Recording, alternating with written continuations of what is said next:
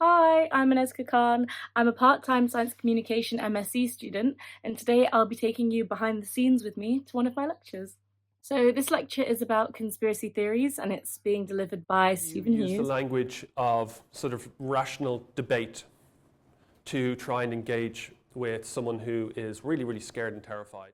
Tends to just harden the positions. The reason I chose to record this lecture is because I think it taught me a lot that I didn't know about science communication. I didn't realize that understanding conspiracy theories could help me understand how science could be better communicated. So, for example, if a conspiracy theory is particularly convincing, that can help us understand what people's anxieties are regarding science.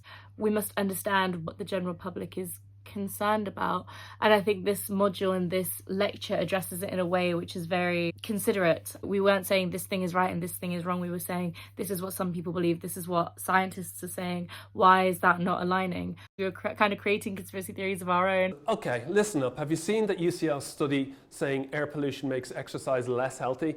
What the helly? Air is bad now. Guess who did that? Meta.